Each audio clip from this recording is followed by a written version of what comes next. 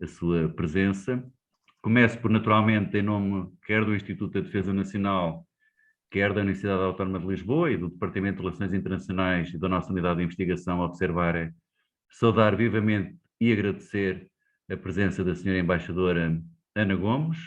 Agora ficamos a saber que está em isolamento e, por isso, o nosso agradecimento redobrado pela simpatia e disponibilidade para, mesmo assim, e uma vez que não tem, felizmente, sintomas de particular cuidado, estar connosco neste final de dia, integrando este ciclo de conferências e aulas abertas sobre a Ásia-Pacífico, a China, a Ásia e o mundo, associado ao curso de Estudos Avançados sobre a Ásia-Pacífico, que promove a Universidade Autónoma de Lisboa em parceria com o Instituto da Defesa Nacional, e à semelhança do que aconteceu na sessão anterior, com o Sr. Embaixador Duarte Jesus, que, mais uma vez, está aqui a acompanhar-nos e que também, de novo, agradeço a sua presença.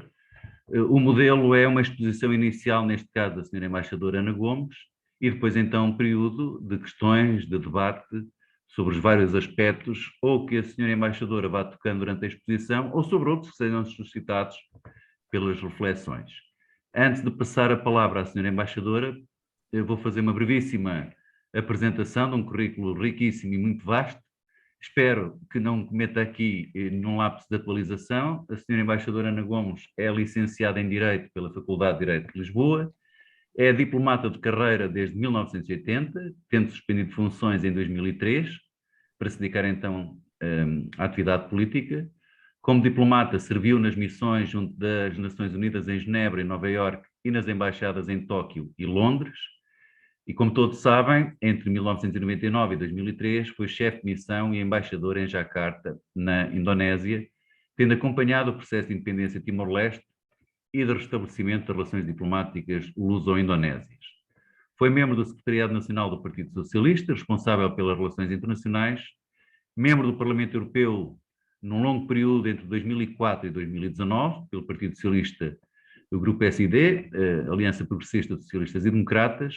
No Parlamento Europeu serviu na Comissão de Relações Externas, na Comissão de Desenvolvimento, Comissão de Liberdade Cívica, Justiça e Assuntos Internos, na Subcomissão de Direitos Humanos e na Subcomissão de Segurança e Defesa. Foi membro das delegações para relações com os Estados Unidos, relações com o Iraque e da União para o Mediterrâneo. Foi membro das comissões especiais de inquérito sobre os voos da CIA, sobre o escândalo LuxLeaks. Foi vice-presidente das comissões de inquérito sobre os Panama Papers e sobre os Paradise Papers. E esfiou diversas missões de observação eleitoral da União Europeia, Parlamento Europeu na Etiópia, Timor-Leste, Sudão, Myanmar, Geórgia, entre outros. E como todos saberão e acompanharão, mantém um programa de comentário político semanal na SIC Notícias. Senhora Embaixadora, uma vez mais, os nossos agradecimentos. É um grande prazer e privilégio tê-la aqui connosco a discutir um assunto que conhece como ninguém, e sem mais delongas, passo-lhe de imediato a palavra com os nossos agradecimentos. Muito obrigada, Sr. Professor Luís Tomé, é um prazer estar aqui e é também uma responsabilidade, sobretudo depois de, seguindo-me ao meu querido amigo e colega insigne embaixador José Manuel Duarte Jesus, que vos vai falar exatamente sobre a Ásia e Pacífico, concretamente sobre as relações com China e Macau nesse contexto. Penso que pode ser útil fazer uma pequena resenha histórica de Timor, do processo de Timor, porque frequentemente nós paramos no tempo, no tempo que foi mais relevante para nós, que vivemos com mais intensidade, em particular a minha geração. E eu acho que a perspectiva histórica conta. Nós costumamos, em Portugal, vangloriar-nos muito de termos tido um papel no ajudar Timor-Leste a alcançar a sua independência, com alguma razão de ser, mas é importante aqui sublinhar a palavra ajudar, porque eu acho que aqui quem foi decisivo realmente não fomos nós, quem foi decisivo foi o povo timorense, que lutou, que resistiu e que acabou por fazer valer o que eram as suas aspirações.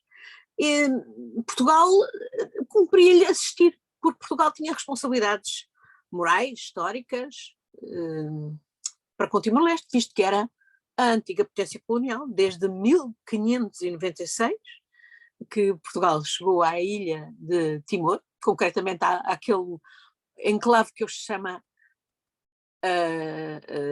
Oecussi, e é por isso que eu já o enclave, é porque houve o aspecto sentimental foi tão predominante ao longo da história que a certa altura, mesmo quando mercadejamos a divisão da fronteira da Ilha de Timor com a outra potência colonial na zona que era a Holanda, nós quisemos manter o enclave do Oecussi, e esse enclave foi até trocado por outras enormes ilhas ali das redondezas, hoje ilhas indonésias, como a ilha de Alor e de Flores. A resistência de Timor, de facto, foi fundamental, e é uma resistência que tem raízes lá atrás, embora a gente tenha, sobretudo, ouvido falar dela a propósito da Indonésia, da ocupação indonésia. E é uma resistência que eu acho que importa no contexto histórico que hoje vivemos, de guerra na Europa, no mundo, na Ucrânia.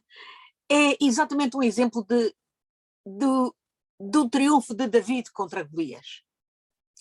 E aqui os Davids eram dois.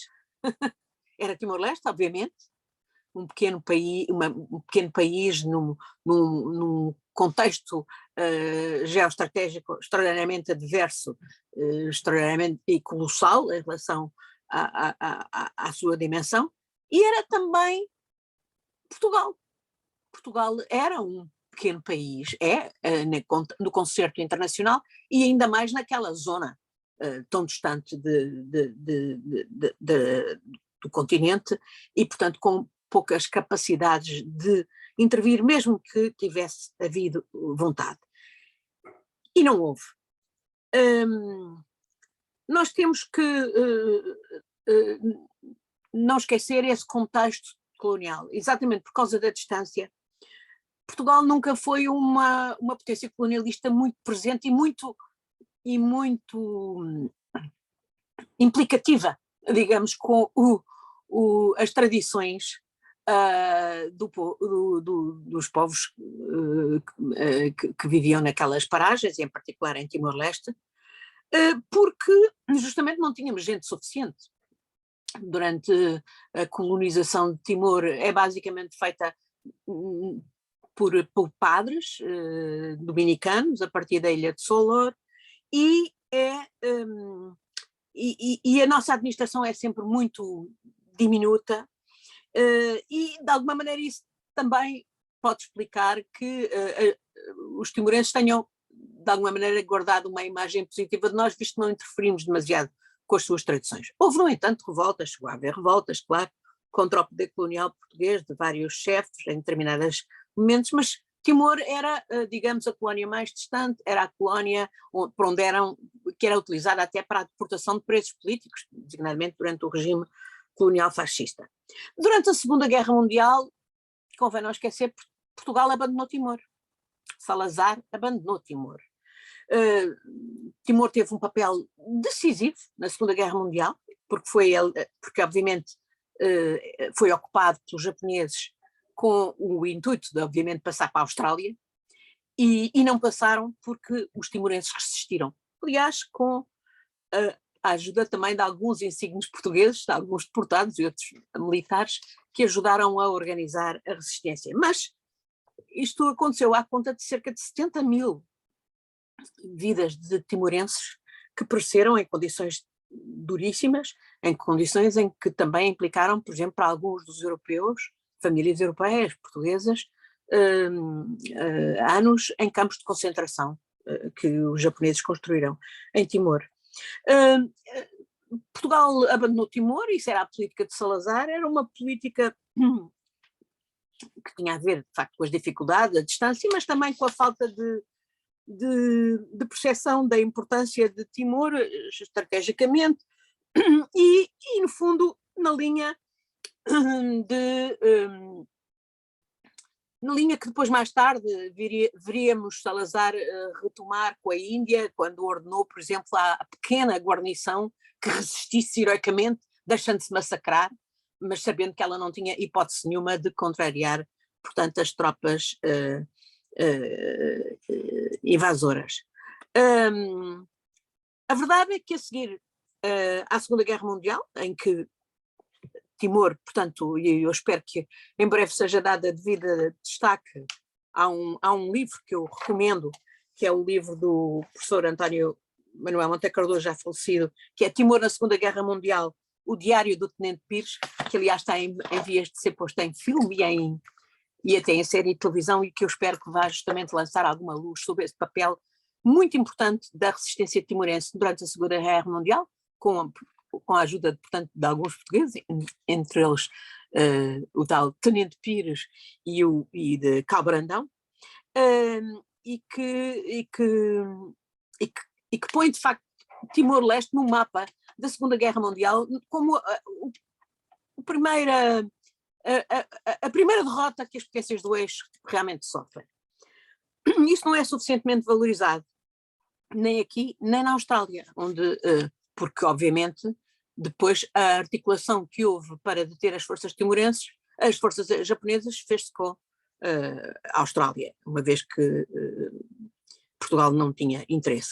Mas logo a seguir à Segunda Guerra Mundial, Portugal recuperou, conseguiu aí, sagazmente, Salazar conseguiu recuperar o domínio sobre Timor, porque tratou exatamente de extrair essa contrapartida do interesse que as potências aliadas tinham na utilização da base das Lajes, nos Açores. E, portanto, Portugal restabeleceu a soberania, digamos, em Timor e a administração em Timor. Entretanto, em 49, a Indonésia torna-se independente da Holanda. Aliás, a Indonésia declara a sua independência em 45, mas ela só é reconhecida pela potência colonial Holanda em 49, e Portugal é dos primeiros países a reconhecer a Indonésia soberana e independente, e tinha que ser, porque estávamos a falar de um país que era nosso vizinho, visto que tínhamos uma fronteira comum na ilha de Timor, dividindo, portanto, Timor Ocidental e Timor Oriental. É muito interessante o relacionamento entre Portugal e a Indonésia, que se pauta sempre um grande pragmatismo. Devo dizer que as relações culturais de Portugal com a Indonésia são intensíssimas. Também aqui em Portugal não temos a consciência da importância dessas relações culturais, que estão vivas em várias ilhas indonésias, na língua, em tradições. O keroncong indonésio é de origem portuguesa, é um cavaquinho, o keroncong, que é chamada a música nacional indonésia, é um cavaquinho, e a música tem muito, por exemplo, da sonoridade das mornas de Cabo Verde. Mas as relações pautaram sempre por um grande pragmatismo de parte a parte, exatamente porque havia a consciência dessa fronteira comum. E também havia outros interesses, a tal ponto que quando há a Conferência de Bandung em 55, em que a Indonésia, portanto, é o anfitrião de todo o movimento dos não alinhados, que obviamente esboçava um sentimento anticolonialista e, portanto, muito contrário àquilo que eram os desígnios de Portugal em África. Portugal e a Indonésia arranjaram uma maneira de não romper as relações diplomáticas, e a Indonésia estava sob imensa pressão nesse sentido, através do expediente de downgrade a relação diplomática para uma relação consular. E desta maneira continuou a relação entre os dois países, e é neste contexto também que se explica a visita feita pelo presidente Sukarno a Portugal, uma visita de Estado, no tempo de Salazar. Obviamente para Salazar era um enorme trunfo ter um dos dirigentes de Bandung, portanto da Conferência dos Não Alinhados, a fazer uma visita oficial a Portugal, e isto, pelo lado indonésio, tinha tudo a ver com a necessidade de afirmar as credenciais de credibilidade da Indonésia, no momento em que saía estava a entrar na chamada confrontasse com a Malásia, portanto, nessa altura a Grã-Bretanha, que era a potência colonial na Malásia. A relação muda quando se dá o 25 de Abril em Portugal. Porque, obviamente, que para nós o primeiro era democratizar e o segundo era descolonizar. E não havia maneira de investir no um sem o outro. Descolonizar era uma absoluta prioridade. Não é por acaso que o movimento é feito, que a revolução é feita pelo movimento dos capitães, que tinham a perfeita consciência que Portugal não estava a vencer, nunca iria vencer uma guerra que era injusta em África, e em que os teatros de guerra realmente complicados não eram, obviamente, Timor, onde não havia guerra nenhuma, mas era Guiné, era Angola e Moçambique. Esse contexto, portanto, de 74, é na Ásia o contexto da retirada americana do Vietnã. Isso não pode deixar de influenciar todos os atores na área e para além da área, os próprios Estados Unidos. E não é por acaso que, não obstante Portugal ter logo iniciado conversações com a Indonésia, e até nessa altura vê-se pelos escritos dos políticos nessa altura que se admitia que Timor-Leste viesse a ser integrado na Indonésia, considerando a importância da potência regional vizinha de Timor, desde que ela aceitasse um ato de autodeterminação, digamos, que pudesse ser internacionalmente reconhecido, Portugal estaria nessa. Isso é o que resulta, por exemplo, das conversações que foram prosseguidas por políticos como o Dr. Almeida Santos, António Almeida Santos, e militares portugueses nessa fase, durante o ano de 74. É evidente que, apesar de em Timor não haver guerra, havia alguma consciência, que era sobretudo trazida pelos estudantes timorenses em Portugal. E com a politização que aqui se vivia, intensíssima, claro, que é anterior ao 25 de Abril, é evidente que isso não podia deixar de ter também reflexos em Timor, e com a libertação, digamos, da sociedade pela via democrática, ela também se libertou em Timor e passaram a poder expressar-se as diferentes correntes e passou a haver confrontação entre diferentes perspectivas, umas de inspiração maoísta, vindas aqui de estudantes daqui de timorenses que tinham aqui experiência de Portugal, ou aqueles que defendiam a ligação com a Indonésia, que eram obviamente encorajados pela própria Indonésia, ou outras, enfim, dessas confrontações, nesse contexto da retirada americana do Vietnã, que há uma apreensão geral dos atores da zona, em que Timor seguisse um caminho de vermelhidão, digamos. E é por isso que temos o presidente Gerald Ford, acompanhado por este senhor que ainda está vivo, Kissinger, e que não se recomenda, na minha opinião, a ir a Jakarta e, no fundo, a instigar aquilo que, de alguma maneira, em muitos quadrantes na Indonésia estava em preparação, que era justamente a tomada de poder em Timor, uma ocupação militar de Timor, naturalmente utilizando os seus proxies em Timor para arranjar uma justificação para essa invasão. Nessa altura lembro-me que havia conversações ao nível dos ministros estrangeiros, o nosso ministro Mel Antunes e Adam Malik, indonésio, nas Nações Unidas, com garantias, porque os nossos militares lá, etc., que inclusivamente tiveram a certa altura que se retirar para Ataúro, mas sabiam do que é que se cozinhava ali.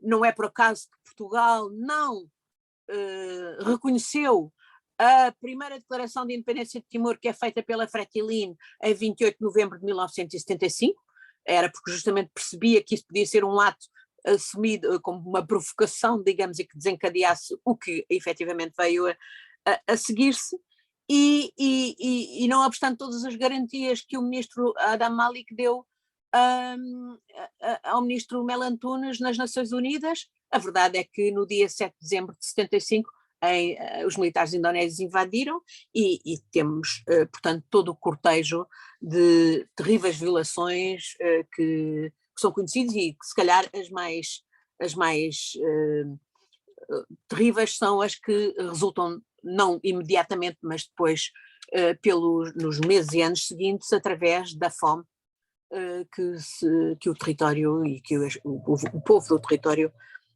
acaba por sofrer e por viver. Portugal reage à invasão indonésia como podia reagir, não é? Desde logo indo ao Conselho de Segurança das Nações Unidas e consegue resoluções condenatórias, quebrando as relações com a Indonésia. E eu, que tive o privilégio de conviver com Mel Antunes, sei que várias vezes no final da sua vida ele me partilhou comigo a sua percepção que, no fundo, o quebrar as relações tinha sido realmente uma reação de impotência, para manifestar o nosso tremendo desagrado em relação porque ele próprio tinha a convicção que quanto maiores são os problemas, mais de qualquer maneira têm que se falar, tem que se arranjar canais de comunicação, de alguma maneira. Mas a partir daí Portugal, portanto, pôs todos os seus ovos nas Nações Unidas, não tinha outra maneira. As tropas portuguesas, poucas que lá estavam de administração, que era escassa, o professor Luís Filipe Tomás diz que em 1974 a administração portuguesa, incluindo tropas e incluindo 14 PIDES, totalizava cerca de 1.200 portuguesas. Portanto, isto, de facto, é do mais superficial que se pode imaginar. Não havia muito que pudesse fazer, também porque aqui em Lisboa e em Portugal, obviamente, aquilo não era de toda a prioridade. Nessa altura a prioridade de Portugal era, e havia gente jovem que andava nas ruas a gritar, como eu própria, não mais um só soldado para as colónias, porque a prioridade era descolonizar, era retirar as nossas forças onde elas estavam. E, portanto, que ninguém viesse com a ideia, ninguém teve sequer essa ideia de pedir forças para Timor. Suponho que o governador Lemos Pires, que antes de ter que fugir para Ataúro, ainda tentou, mas é evidente que não havia qualquer ambiente em Portugal e quaisquer condições para Portugal reforçar de forma significativa e que nunca pararia, portanto, travaria a invasão indonésia. Portanto, toda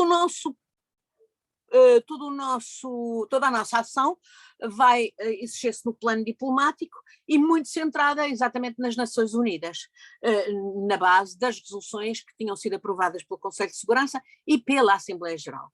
Só que, obviamente, nós estávamos a lidar com uma grande potência, a Indonésia, e uma grande potência não apenas grande em dimensão, mas grande também em dimensão de território, mas grande em população e grande em peso político, com uma boa diplomacia e com o peso de ser, portanto, um país anfitrião de Bandung.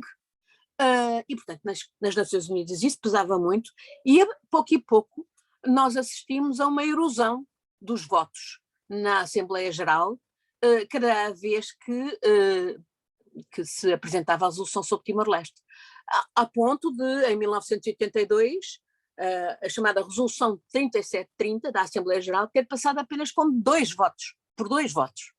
Aí todas as campainhas de alarme tocaram no nosso Mené, que era a única entidade que se preocupava com Timor, mas ninguém se preocupava com Timor, devo dizer.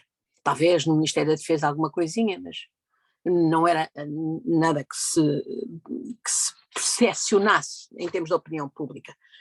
Ora bem, nessa altura Portugal ensaia uma tentativa de uma estratégia dita de bilateralização, utilizando os bons ofícios do secretário-geral das Nações Unidas, passar a conversar diretamente com a Indonésia. Vamos ver como é que vamos arranjar aqui uma solução para este problema.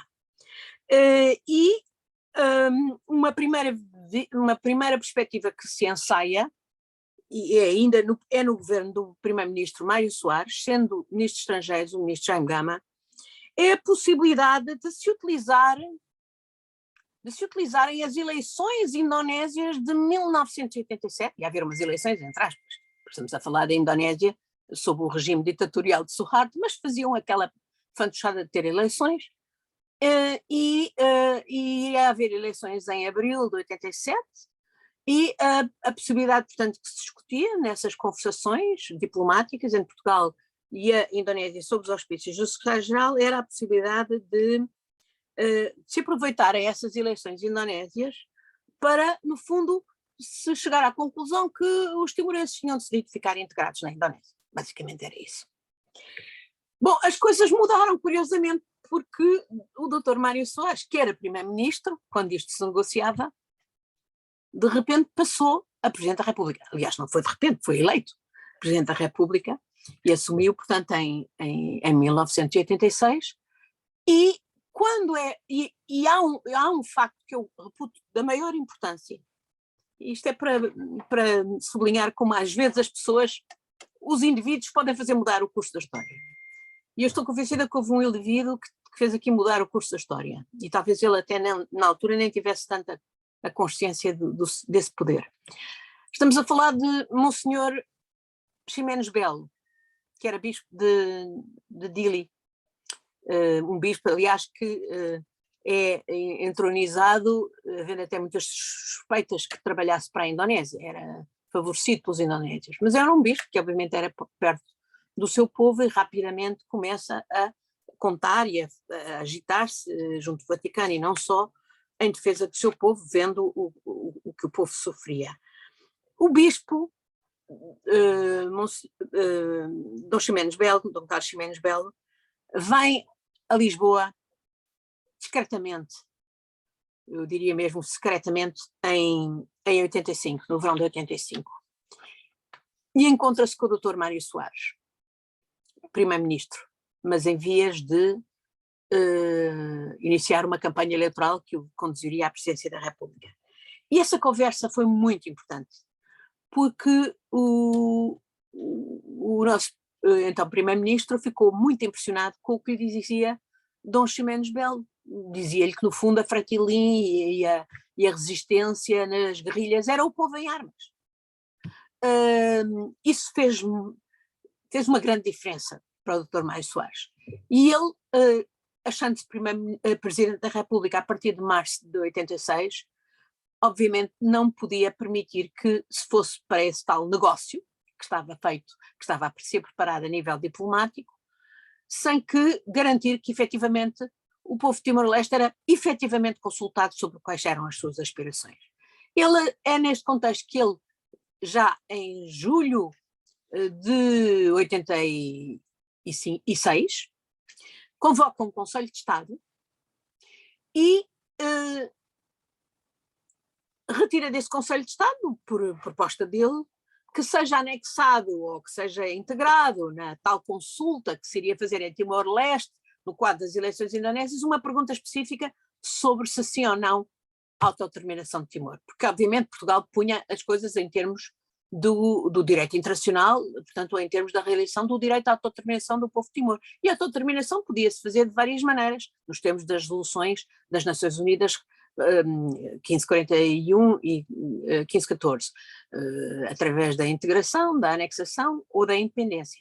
Portanto, Mário Soares conseguiu sair do Conselho de Estado dando aos diplomatas, aos nossos diplomatas, que eram o embaixador João Matos Proença e Dr. Queiroz de Barros, que fossem a Nova Iorque renegociar aquilo que tinham acordado com a Indonésia e dizer, não, tem que haver uma pergunta específica sobre a autodeterminação de Timor. É evidente que os indonésios ficaram piores que estragados, porque obviamente isso não correspondia ao que tinha sido negociado, bateram com a porta e as coisas estavam bastante complicadas, parecia que tudo estava bloqueado, e é neste contexto também que em Genebra, onde Portugal estava a tentar voltar a ter visibilidade em matéria de direitos humanos, tínhamos tido logo a seguir ao 25 de Abril, quase sem saber ler nem escrever, mas nesta altura já com outro tipo de consciência,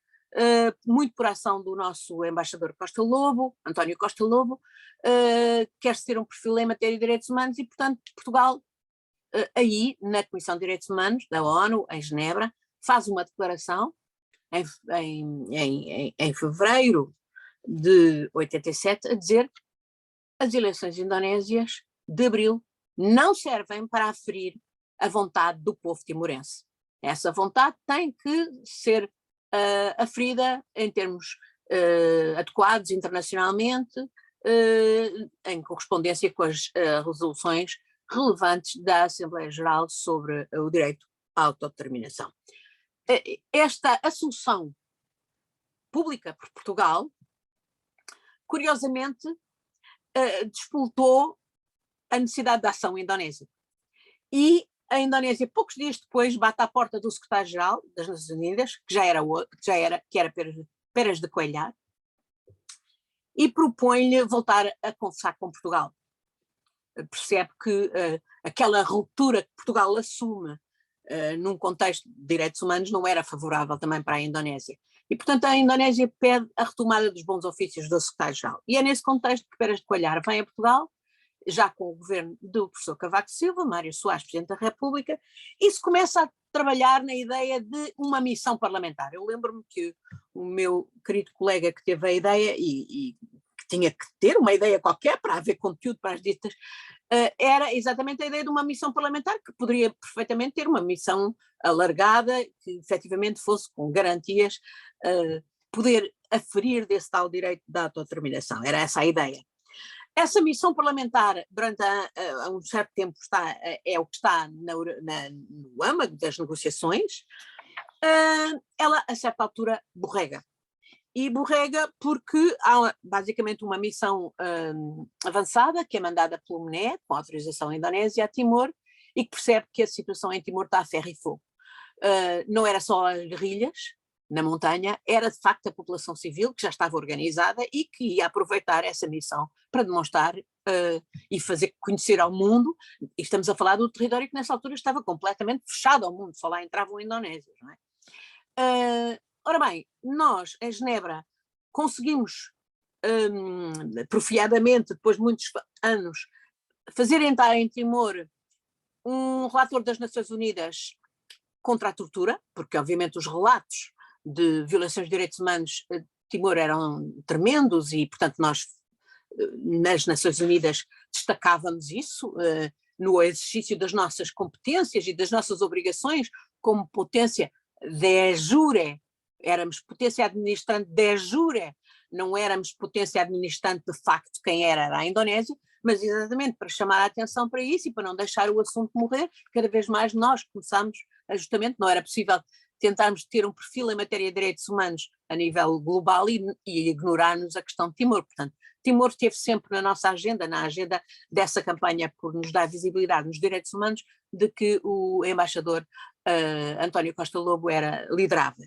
E, portanto, nós conseguimos nesse contexto fazer ir um relator holandês, talvez por ser holandês os indonésios não se opuseram, um relator, porque eles até aí tinham-se oposto sempre, o relator das Nações Unidas contra a tortura, o professor Koymans, a Timor-Leste, em 91. Ora bem, era exatamente, ele estava em Timor-Leste, exatamente na altura em que a missão era suposta, a missão parlamentar era suposta ter ido a Timor, mas não foi. E foi uma missão,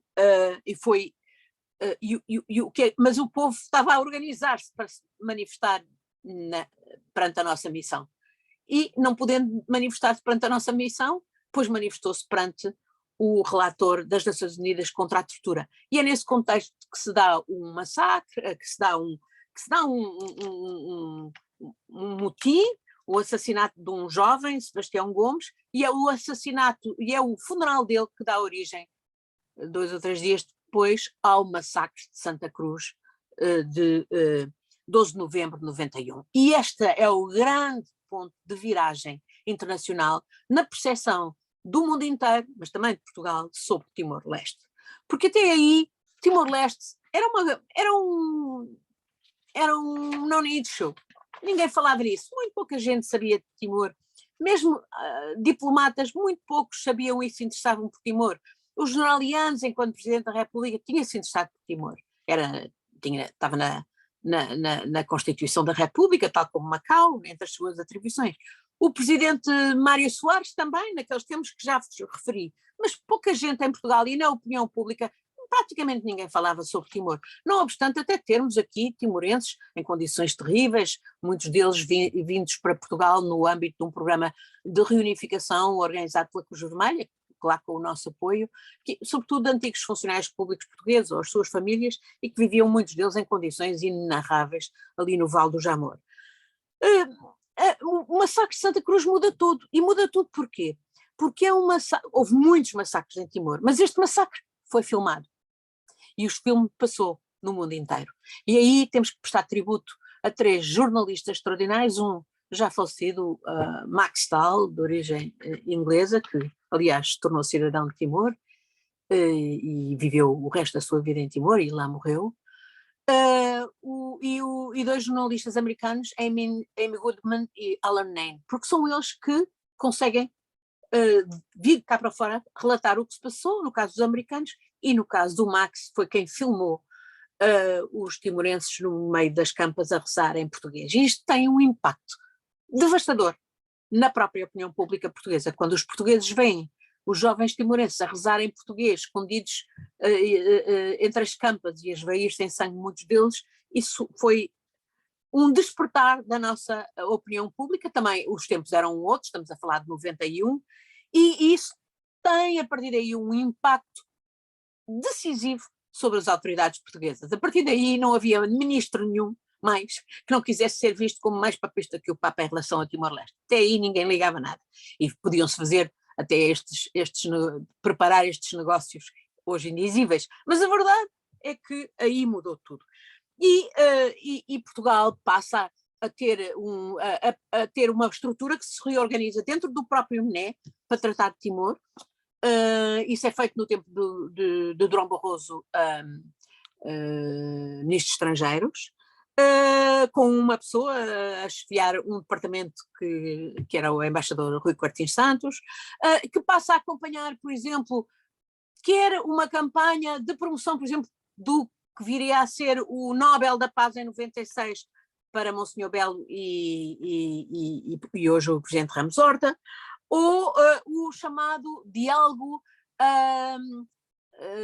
All-Inclusive, East Timorese All-Inclusive Dialogue, que passou a ser o objeto, digamos, das conversações sob a égide do secretário-geral das Nações Unidas, na ideia de que pondo timorenses dos dois lados, do lado pró-integração e do lado pró-independência, alguma coisa se poderia avançar. E essa ideia, que a princípio levantava aqui muitos sobrolhos, acabou por ser muito interessante, porque permitiu explorar muitas sinergias que depois, mais tarde, vieram a ser de grande utilidade. É claro que também outro papel muito importante deste departamento do MNE foi o de acompanhar e apoiar movimentos de solidariedade indonésios que se geraram com Timor, e sobretudo por causa dos preços timorenses. Havia muitos preços timorenses. Eu falei do massacre de Santa Cruz em 91, logo a seguir, em 92, é preço Xanana, há uma grande comoção, há uma grande especulação sobre o que é que a prisão implicaria ou não. A verdade é que a existência de presos timorenses pelas prisões indonésias vai ajudar a criar uma grande ligação entre aqueles que na Indonésia se batiam contra a ditadura de Suharto e queriam, portanto, mudança democrática na Indonésia. E nós vimos e acompanhámos e apoiámos, e aí deixem-me destacar a importância, por exemplo, da nossa sociedade civil, de pessoas como o professor Barbeiro de Magalhães, Luísa Titónio Pereira e outros, que contra tudo e contra todos vão organizando a nível universitário e não só, reuniões que são oportunidades para virem peritos internacionais e para virem também ativistas indonésios que cada vez estavam até mais ousados e que nos davam a percepção que iria haver um dia em que a sociedade indonésia não aguentaria mais a ditadura de Suharto, e essa poderia ser a janela de oportunidade para resolvermos o problema de Timor. E foi exatamente isso que aconteceu. Em 98, maio de 98, no contexto da chamada crise da financeira asiática, das moedas asiáticas, Suharto cai, há rapidamente um movimento ao nível das Nações Unidas para se procurar, portanto, um relançamento do diálogo. As autoridades indonésias, que até aí tinham sido relutantes, por causa de Suharto, a aceitar a ideia, que era portuguesa, embora nós a tivéssemos sabido apresentar como uma iniciativa das Nações Unidas, de se explorar a ideia de um estatuto de autonomia que vigoraria uns 10, 15 anos, até, portanto, deixando a questão de fundo, aquela em que nós e a Indonésia discordávamos, que era a questão da autodeterminação, para aferir mais tarde. Isso tinha sido recusado como objeto de negociação, já com Kofi Annan, secretário-geral, no quadro dos bons ofícios do secretário-geral e, portanto, das conversações entre Portugal e a Indonésia, mas logo a seguir à queda de Suharto, a Latas vem a Nova Iorque dizer que está disposto a negociar isso, e é neste contexto que se inicia um processo que haveria de culminar no chamado Acordo de 5 de maio de 1999. É claro que estávamos a discutir autonomia, e a Indonésia admitia tudo, bandeira, hino, que Xanana, que estava na prisão nessa altura, fosse o líder de um futuro governo timorense, etc. E é neste contexto que Portugal e a Indonésia também decidem abrir secções de interesse num país e noutro, percebendo a importância de acompanhar cada um a realidade em cada um dos seus países, ao mesmo tempo como uma forma de escorar esse processo de diálogo, e é nesse contexto, portanto, que eu acabo por ir parar à Indonésia em 30 de janeiro de 99, no mesmo dia em que se acordou que a Embaixada da Indonésia também abria, a Indonésia também abria uma secção de interesses em Portugal. Ainda só estávamos ao nível de secções de interesses, só mais tarde é que restabeleceríamos as relações e abriríamos embaixadas. Mas estas duas missões foram realmente muito importantes para acompanhar, digamos, esse processo negocial, que conhece uma nova reviravolta no final desse mesmo ano, de 99. Quando o presidente Habibie, que era um presidente de transição, surpreende tudo e todos, estando já Portugal e a Indonésia, no contexto, portanto, dos bons ofícios do secretário-geral, Kofi Annan, a negociar um projeto de autonomia para Timor. A Bibi vem dizer, mas qual autonomia, qualquer carapuça, e depois só mais tarde é que se vai saber, não, o melhor é ir já para um referendo e saber o que é que eles querem em relação à independência. Surpreendeu toda a gente, mas é evidente que a partir daí não havia recuo, o gênio estava fora da garrafa. E isso mudou completamente, no sentido em que, a partir daí, o conteúdo do dito Estatuto de Autonomia passou a não ter importância nenhuma, era um mero pretexto. O que era importante era o ato pelo qual o tal Estatuto da Autonomia seria referendado pelos timorenses. É esse o objetivo, digamos, do chamado Acordo de 5 de maio de 99, que é feito, portanto, já no contexto, estamos a falar, e aqui eu penso que isto foi muito importante, mesmo decisiva, a liderança perfeitamente aliada que houve em Portugal, a nível do Presidente da República, Jorge Sampaio, Primeiro-Ministro, António Guterres, Ministro de Estrangeiros, Jaime Gama. A excelente articulação a nível destas três pessoas e, no fundo, instituições foi decisiva para a boa negociação do dito Acordo de 5 de maio de 1999, que é o acordo que estabelece que vai haver uma chamada consulta popular. Vejam só, a sensibilidade era tal que os indonésios não queriam que se chamasse referendo, e por isso nós também não nos importámos nada, chama-se consulta popular, mas que era, no fundo, o pretexto para Timor-Leste, para nós, Portugal, passarmos a voltar a Timor-Leste, a pôr lá a pé, e para as próprias Nações Unidas passarem a estar em Timor-Leste, porque quem ia organizar a dita consulta popular eram as Nações Unidas, para que o ato fosse naturalmente válido e de acordo com todas as garantias internacionais e, portanto, servisse para efetivamente resolver a questão de Timor-Leste. Eu vou só dizer muito sucintamente, houve muita controvérsia nessa altura, porque um dos aspectos mais significativos do acordo era que a segurança ficava entregue à Indonésia. E isso dava-nos a todos uma grande inquietude, mas era a única maneira de fazer acordo, porque senão não havia acordo. E isto tinha a ver com as próprias relações internas na Indonésia, onde obviamente quem sempre mais tinha ganho com a ocupação de Timor tinham sido os militares, aquilo era o playground deles, e é evidente que eles estavam perfeitamente insatisfeitos com as decisões do poder político novo indonésio, em transição democrática, e ainda mais insatisfeitos estavam com o presidente Habibie, que tinha tido aquela loucura de acenar com a possibilidade de um referendo. Eles percebiam que aquilo não tinha retorno. Portanto, deixar a segurança entregue à Indonésia era, sim, uma receita para a violência, mas, por outro lado, também era a única maneira de se fazer aquilo, ou nunca se faria. Se nós tivéssemos exigido outro tipo de condições, quer dizer, a arte diplomática é a arte do que é possível. E, portanto, houve aqui uma decisão muito ponderada, em que as autoridades portuguesas naturalmente sabiam que arriscavam, sabendo que os timorenses, os líderes timorenses estavam na disposição de arriscar, e sabiam, e o que interessava era, no fundo, saber a decisão dos timorenses, dos líderes timorenses do interior. Nós estávamos em permanente contacto com os líderes no exterior, mas no fundo para nós era vital, era ter a certeza que os líderes do interior estavam de acordo com isso, e daí que uma das minhas funções era justamente, em diálogo permanente com Xanana e outros líderes, transmitir a Lisboa qual era a percepção deles, e a percepção deles era claramente avance, porque isto é agora ou nunca. E tinham toda a razão, e as nossas autoridades com grande sabedoria e articulação tomaram essa decisão, que era arriscada, mas que foi absolutamente decisiva, porque ainda hoje eu e muitos outros atores dessa altura estamos perfeitamente convencidos que ou era então, e ou se aproveitava aquelas condições para se fazer o dito referendo ou nunca.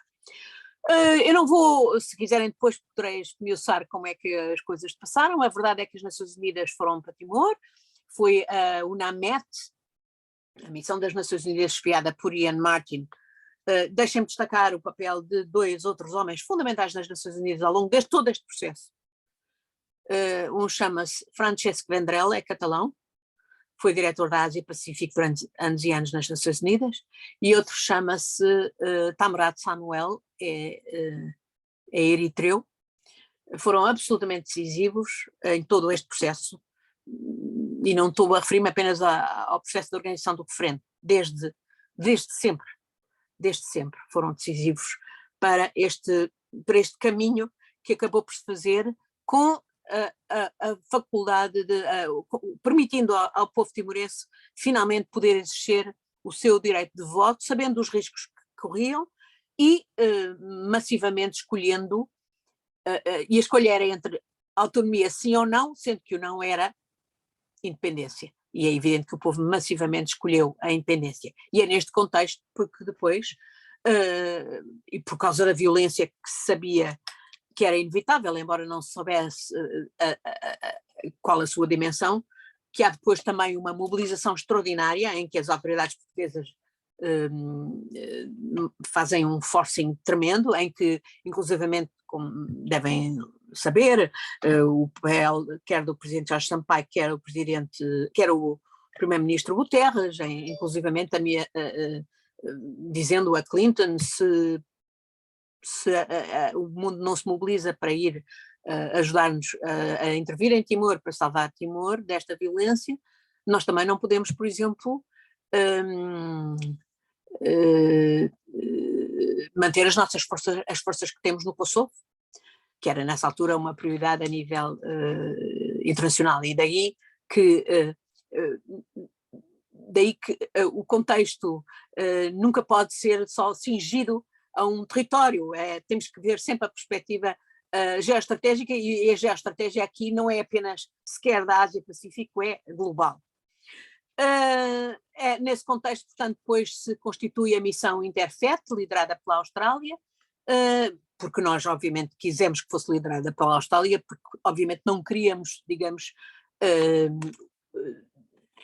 ser mais assintosa, digamos que já era bastante doloroso tudo aquilo para a Indonésia, e é nessa sequência disso que a UNTAET assume, sob a direção de Sérgio Vieira de Mello, a administração de Timor, a seguir, e o conduz à independência no dia 20 de maio de 2002.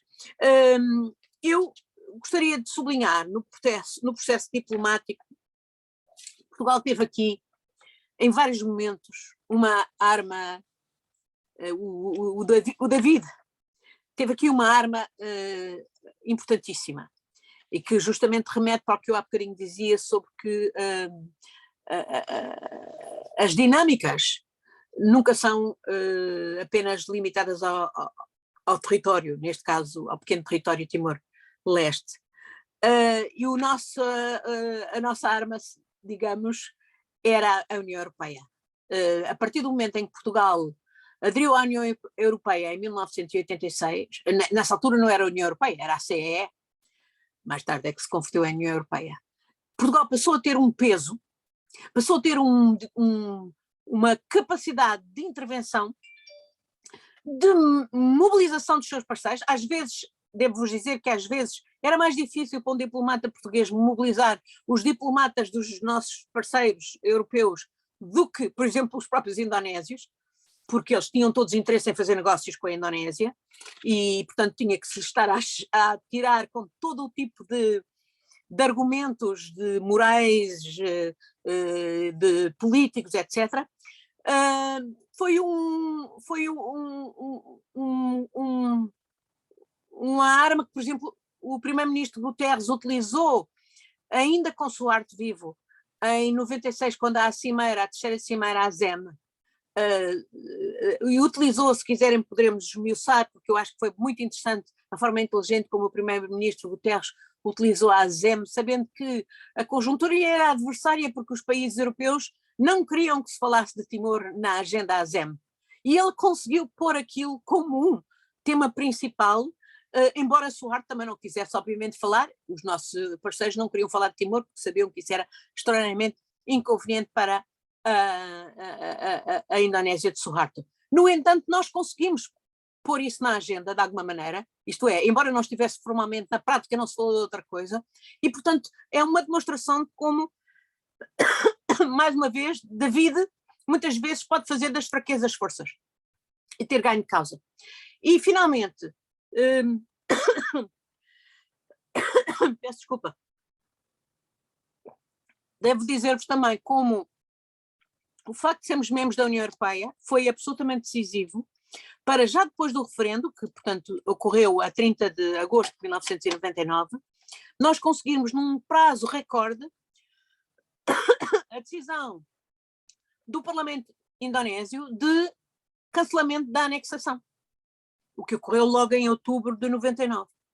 Isto não foi indiferente ao facto de, no dia 1 de janeiro de 2000, a presidência da União Europeia ir ser assumida, sabem por quê? Por Portugal. E obviamente a Indonésia não queria não ter relações com o país que tinha a presidência da União Europeia, que ia ser Portugal.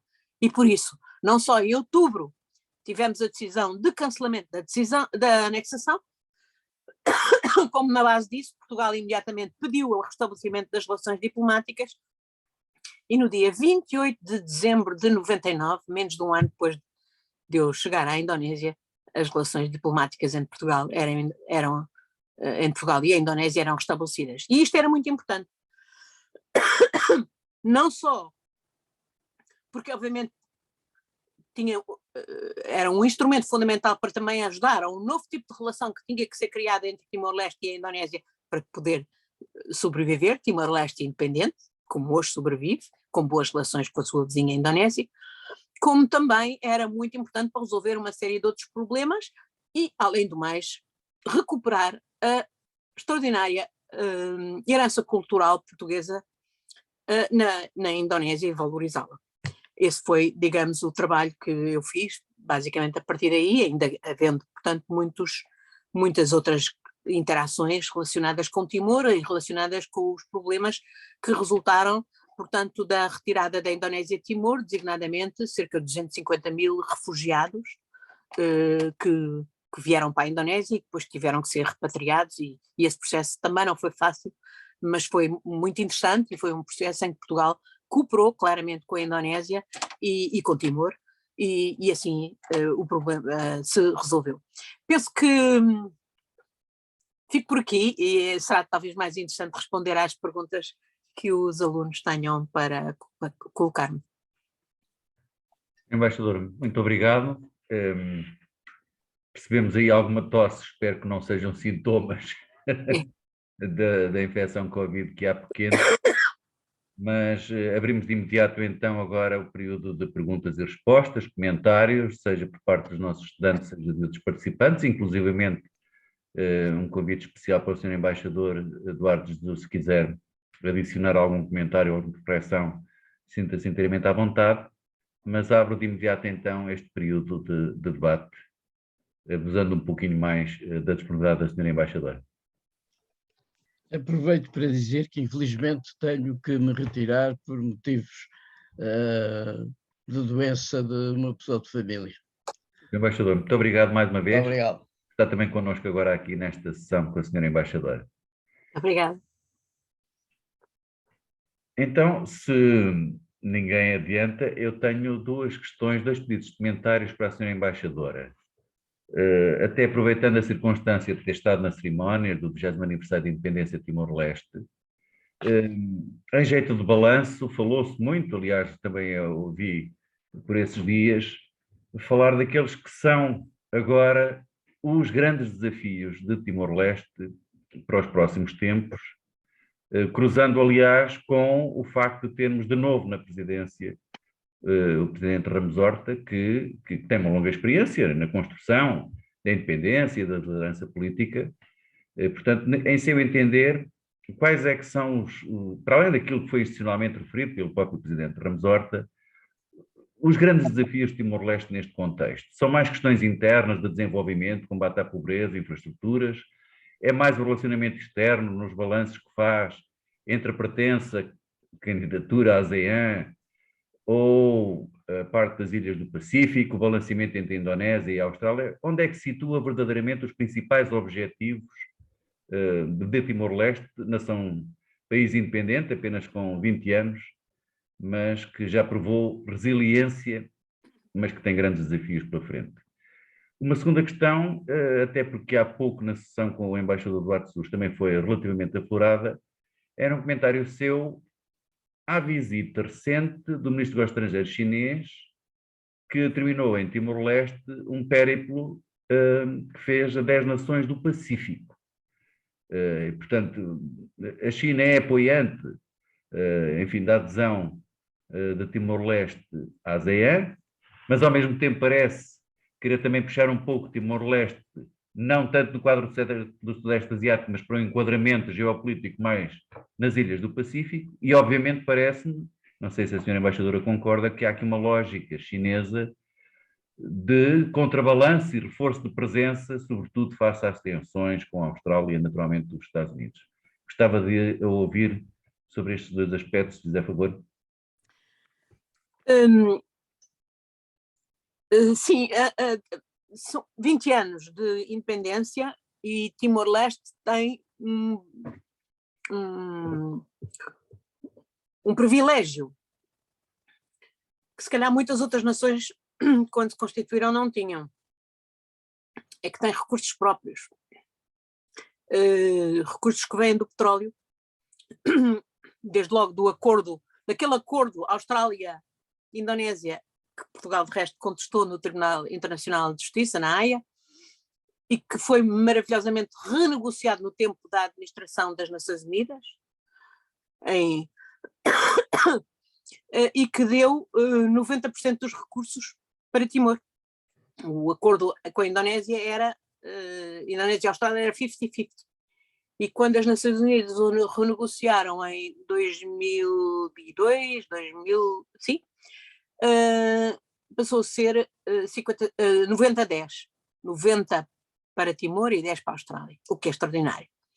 E que, no fundo, tem sido a fonte do orçamento de Timor, E também, aliás, sendo impossível a Timor gastar aquilo tudo, até por falta de, digamos, de qualificação, os timorenses, e bem, foram aconselhados também pelas Nações Unidas, e bem, aliás, por quem negociou isso, foi o Peter Galbraith, a abrir um fundo de petróleo à semelhança do fundo norueguês para outras gerações.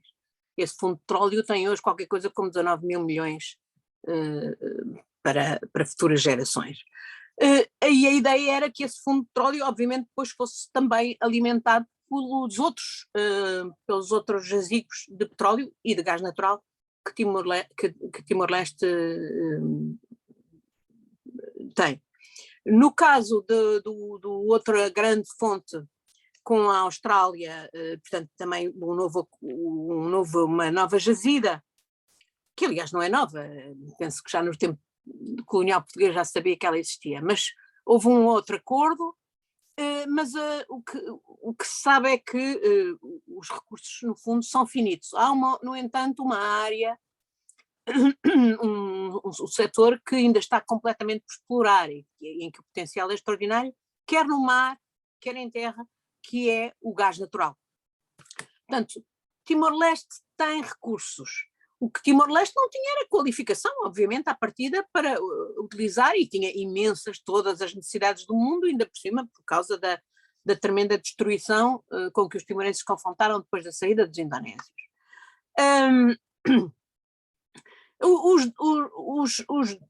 Os debates políticos em Timor centram-se exatamente naquilo que era previsível, é como é que este extraordinário privilégio não se torna numa maldição.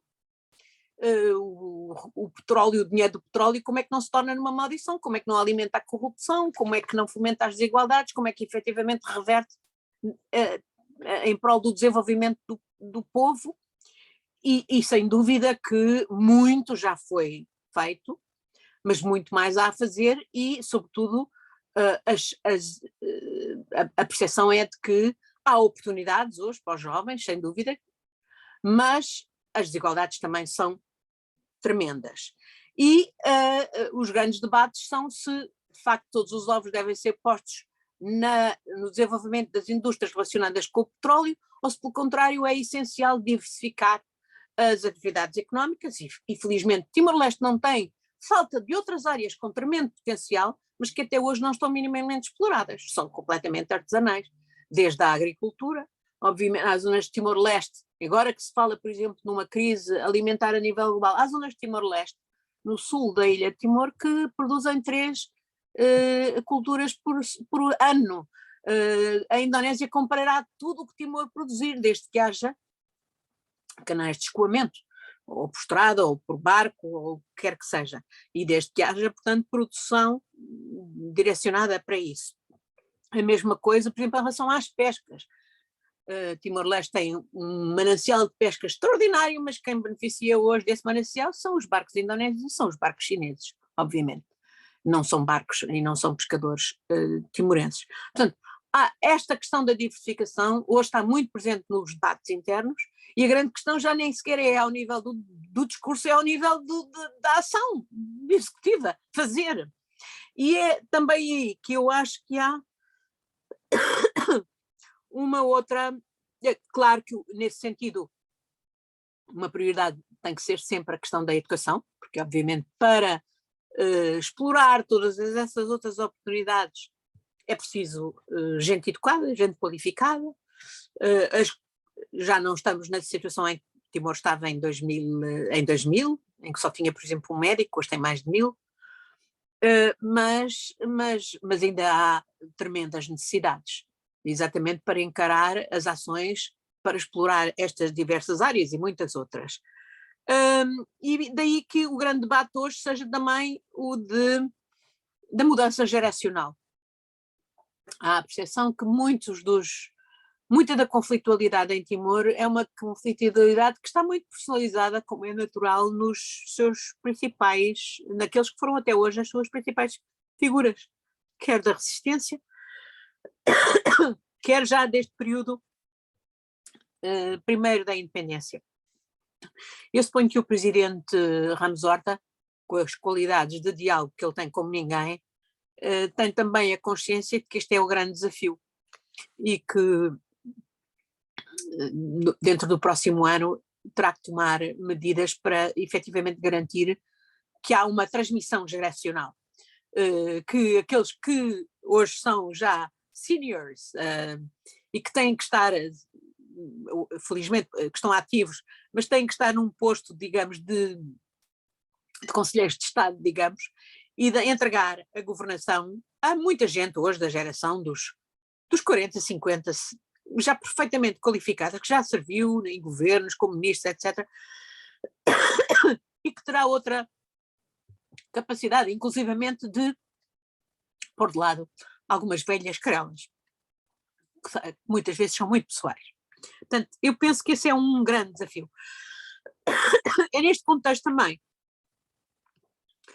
que, obviamente, a relação com o exterior assume maior importância. A relação com a Indonésia é pacífica.